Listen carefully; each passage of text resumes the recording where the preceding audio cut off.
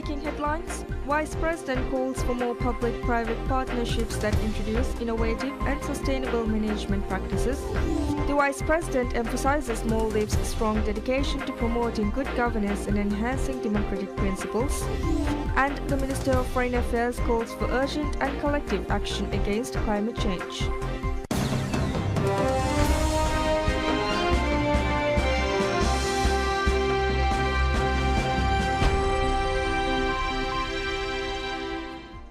Bismillahirrahmanirrahim. Assalamu alaikum. Hello and welcome to PSMNEWS in English with me, Mahmoud. Looking into the details, Vice President Hussein Mohammed emphasizes the need for more public-private partnerships. King Charles III. Speaking at the discussion focus group on nature-based solutions and public-private partnerships, PPPs, the Vice President highlighted the high priority President Dr. Mohamed Muizzu attaches to enhancing the role of the private sector. He stated that advocacy on climate change and environmental issues has always been very high on the Maldives' agenda.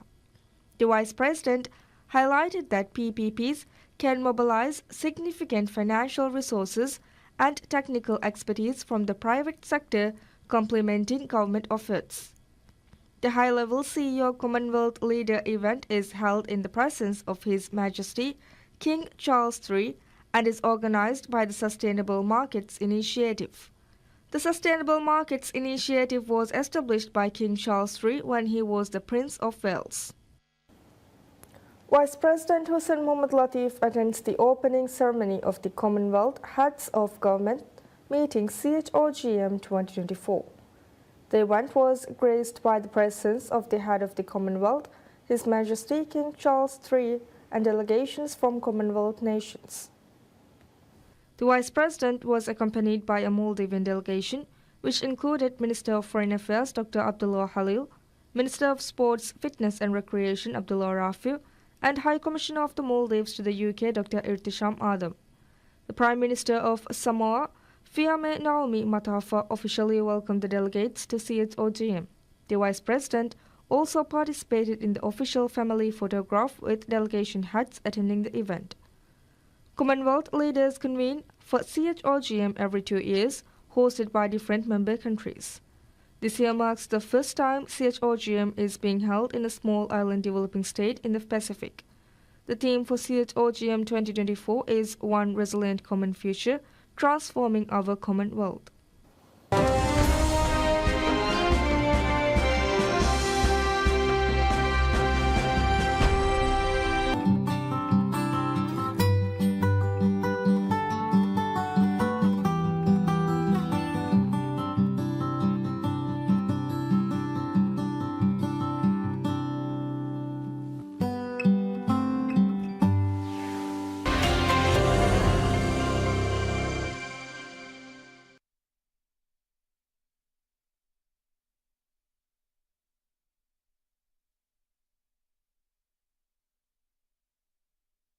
الله أكبر الله أكبر الله أكبر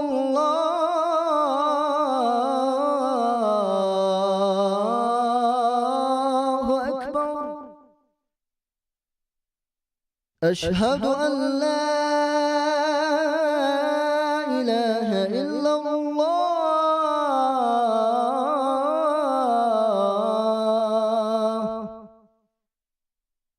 أشهد أن لا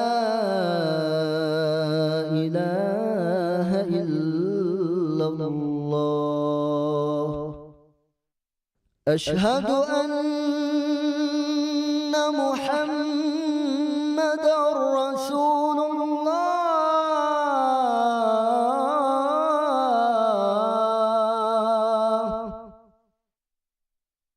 أشهد أن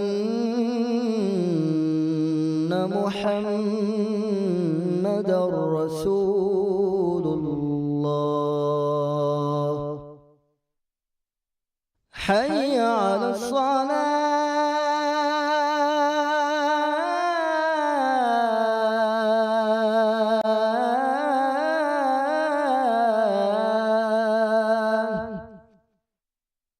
حي على الصلاة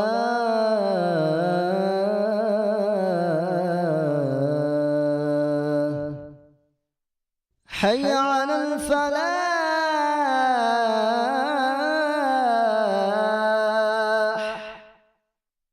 حي على الفلاح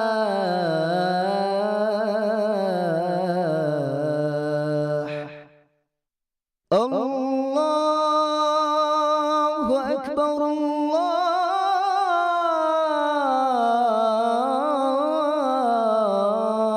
الله أكبر لا إله إلا الله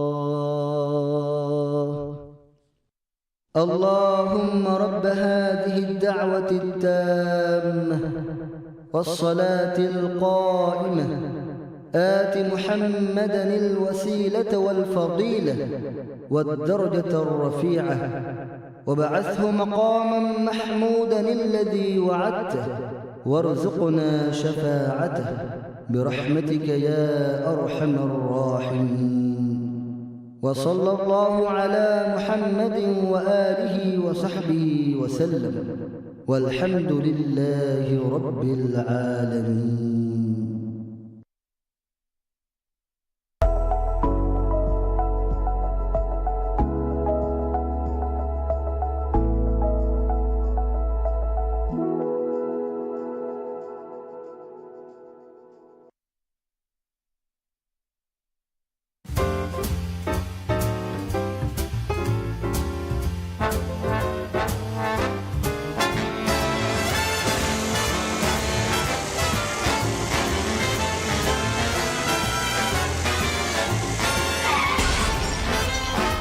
मगुमचे सवाल को नुदिनु एमे फहु तिजहुनी मुळिमुन ग Bende जोळाकन accident तहुगा नुवदी है इनसे तमी हम मारवनी बोले लिबियानी अक्सर साइकिल दुबार हेलमेट वाला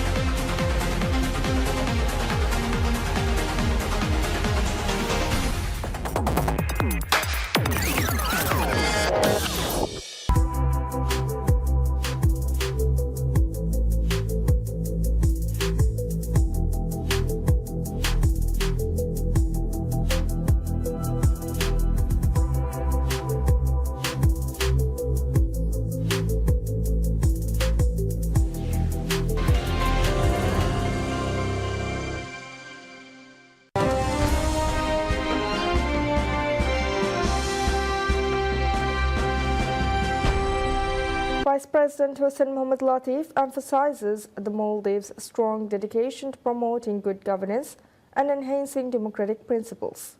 He made the statement during the executive session of the Commonwealth Heads of Government meeting, CHOGM 2024. During the session, Vice President Latif highlighted that democracy, human rights, peace, tolerance, and respect for diversity are essential foundations for thriving societies. These values promote understanding and strengthen the rule of law and governance. He pointed out the Maldives' commitment to establishing a solid democratic framework, evidenced by the successful completion of 4 cycles of free and fair presidential elections, parliamentary elections, and local council elections.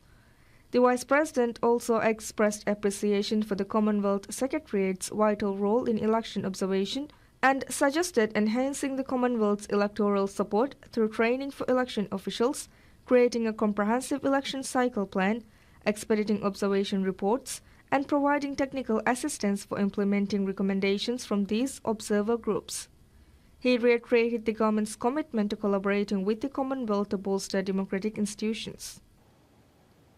Minister of Foreign Affairs Dr. Abdullah Halil emphasizes the urgent need for collective action against climate change. He made this statement during his address at the Commonwealth Foreign Ministers meeting held in conjunction with the Commonwealth Heads of Government meeting in Samoa.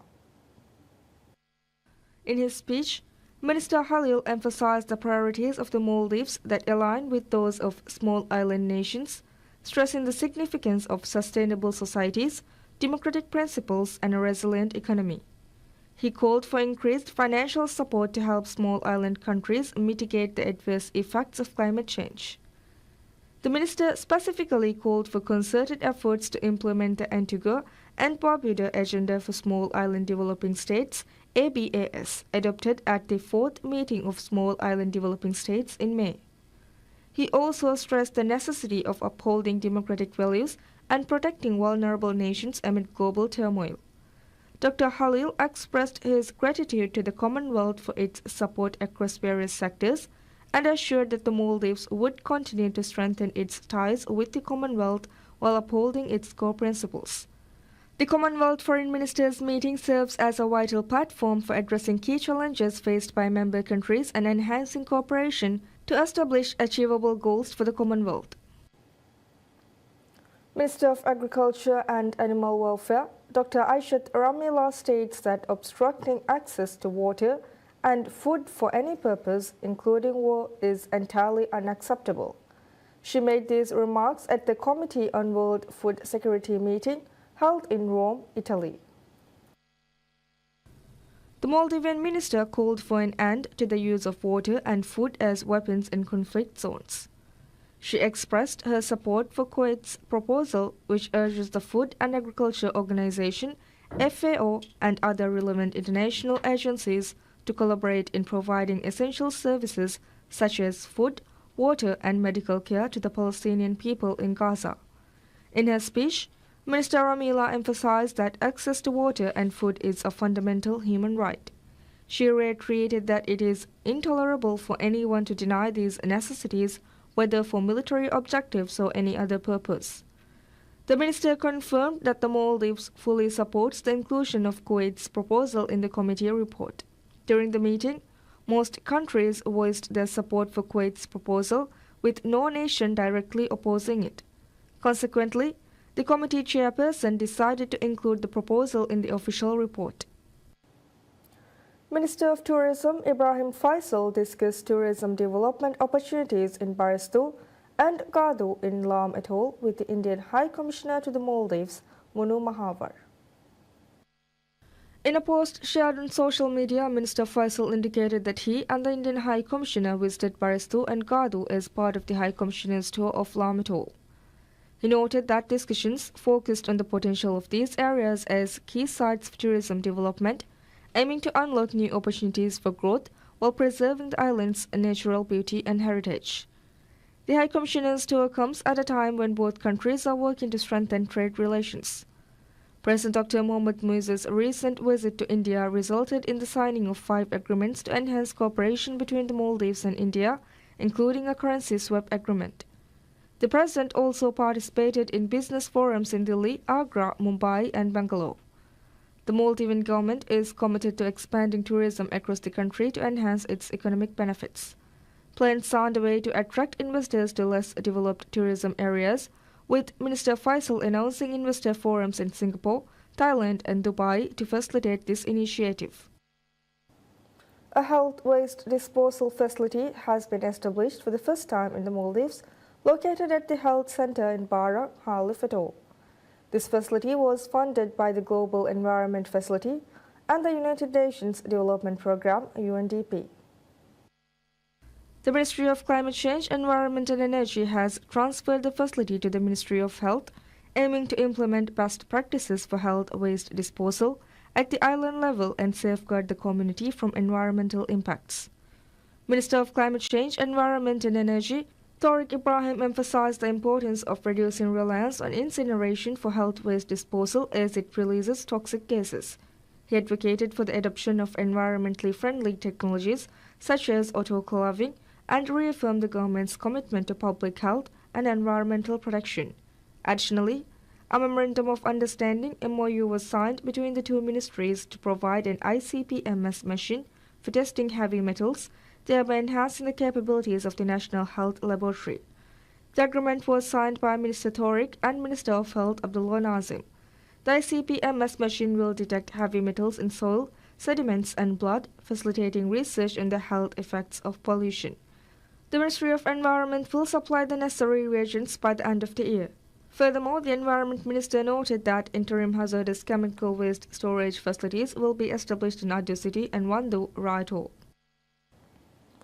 The Ministry of Climate Change, Environment and Energy will commence the application process for solar system installations in households under the Mage Solar Program on Monday. This program aims to reduce electricity costs and promote the efficient use of energy resources in the Maldives.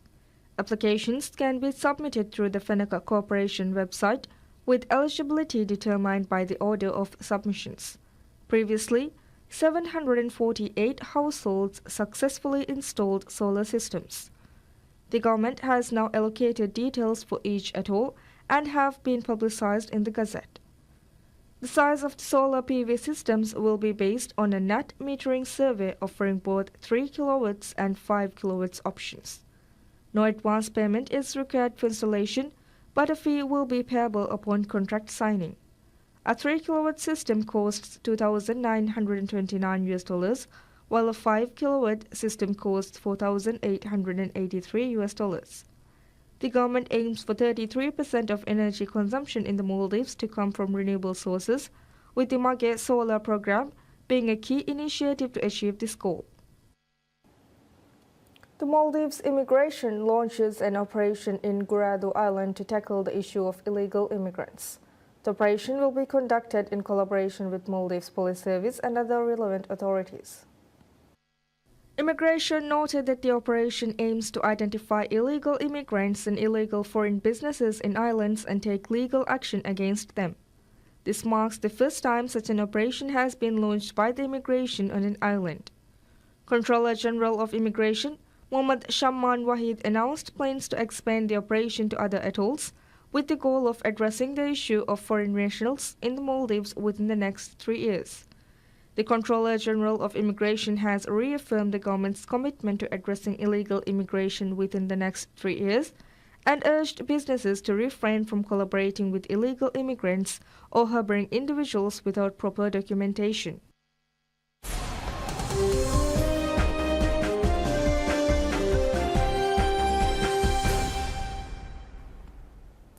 Tesla said it expects to achieve slight growth in vehicle deliveries this year and reported a third-quarter profit that handily beat Wall Street estimates as its cost of making a car fell to a record low.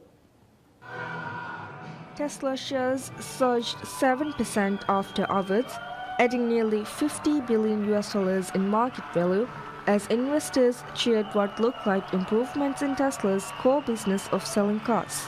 The stock had closed down 2% on Wednesday. CEO Elon Musk has been focused on transforming Tesla from a pure-play EV maker to a leading force in autonomous driving and artificial intelligence. But the company's robotaxi event earlier this month left investors desiring more details on how the company plans to do so. Investors slammed shares the next day, punishing Tesla for the conspicuous absence of a concrete business plan. This month, Tesla's stock has tumbled nearly 20%, and Wednesday's report card and forecast will offer shareholders some respite. Tesla said in a statement that the company remained focused on expanding its vehicle and energy product lineup, reducing costs and making critical investments in AI projects and production capacity, despite sustained macroeconomic headwinds and other pulling back on EV investments. The company said it delivered growth in vehicle deliveries in the third quarter, resulting in record volumes. It also recognized its second highest quarter of regulatory credit revenues. Prices of raw materials used to make EV batteries have been falling, and Tesla has said its costs will decline as a result this year, with the effect diminishing over time. Its third quarter profit margin from vehicle sales, excluding regulatory credits, grew to 17.05% from 14.6% in the prior 3-month period, according to Reuters calculations.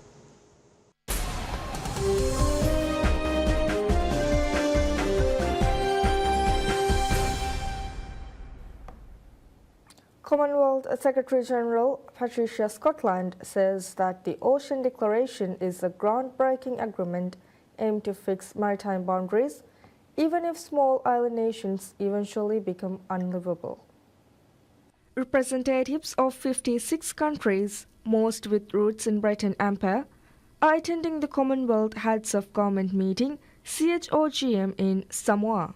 More than half of the Commonwealth's members are small nations, many of them low-lying islands at risk from rising sea levels caused by climate change. So what the Ocean Declaration seeks to do and to say is that once your marine boundaries are fixed, they're fixed in perpetuity. So no one can steal your island, even if they steal your land. And this is incredibly important because it will give real hope to many who are frightened and are feeling no one's watching, no one's listening, no one's caring, and that's not true. So this Ocean Declaration is a real groundbreaker, and we are incredibly proud of it. A World Meteorological Organization report earlier this year found that ocean temperatures in the Southwest Pacific are increasing at up to 3 times the rate worldwide, while sea level rise in the region is outstripping the global average.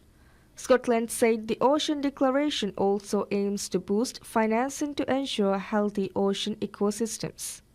Well, the declaration deals with oceans generally, but you'll know that there are a number of commitments that we've made in relation to the protection of coral reefs. We've also got the 30-30 commitment, we've got the BBNJ, and all of those need to be implemented. So we are being ambitious, we are being creative, and I think that there'll be a lot of people tomorrow who'll be smiling. The Secretary-General said the Commonwealth remained a relevant organization and said that leaders would be able to discuss reparations relating to the transatlantic slave trade as it's the best platform for solutions.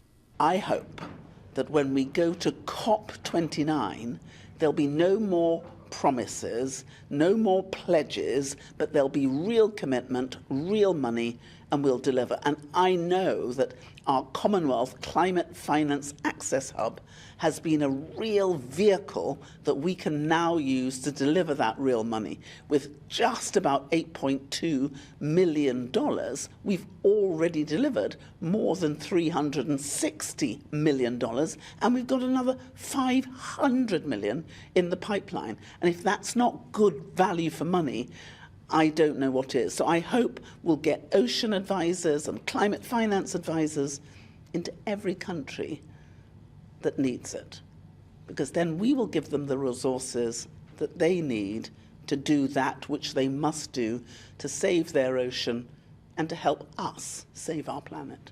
The demand for Britain to pay reparations or make other amends for transatlantic slavery is a long-standing one, but has recently gained momentum worldwide, particularly among the Caribbean community and the African Union.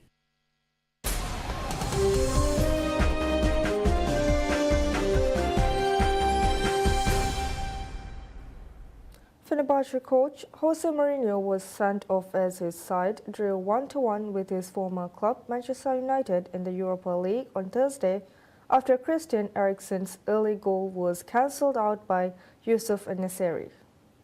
Joshua Zirkzee found Eriksen with a short pass and the Danish midfielder put United ahead in the 15th minute with a powerful first-time shot from the edge of the area. United keeper Andre Onana pulled up a stunning acrobatic double save just before half-time to deny Fenerbahce and keep the dominant hosts from equalizing. However, Onana couldn't stop Nesiri 4 minutes after the break as he headed in Alan Saint-Maximin's perfect cross to level matters. We played absolutely fantastic against a team, in theory, from a superior level. We played fantastic.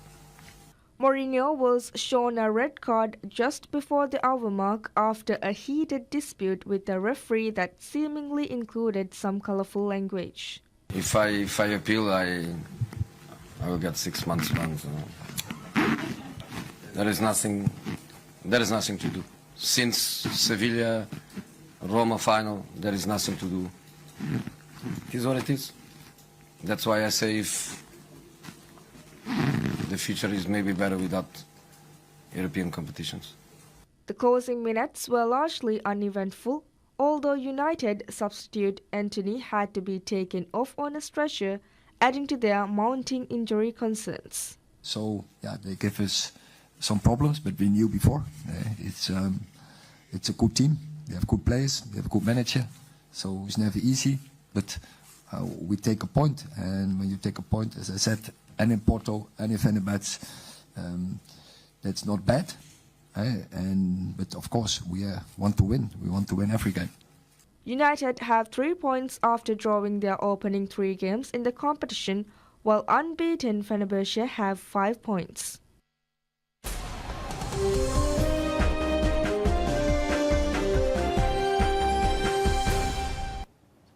London's tube map, considered the progenitor of the neat, colourful lines that crisscross public transit maps around the world, is being celebrated in a new exhibit that traces the evolution of its much-loved design. Displayed at London Underground stations, in trains, and on thousands of pocket editions printed each year, the tube map has remained a popular way to plan journeys around the capital even in the age of smartphones. In a 2006 BBC poll, Britons voted the tube map their favourite British design of the 20th century, second only to the Concorde jet and beating the World War II Spitfire fighter plane, the World Wide Web and the Red Telephone Box. Starting Friday, the Mapping the Tube 1863 to 2023 exhibition at antique map dealer The Map House in central London will display and sell rare tube maps and posters, including a manuscript of Harry Beck's 1933 version, which has a price tag of £75,000. Beck's design changed how transport networks are imagined worldwide, transforming a complicated diagram of noodle-like train lines overlaid on geographical maps of London into simple, straight lines that allow tube passengers to figure out quickly how to get from A to B.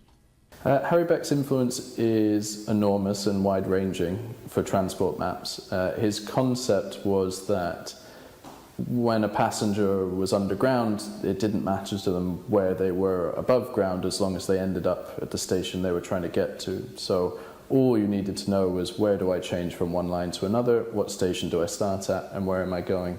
And a schematic map did that better than a geographical map did.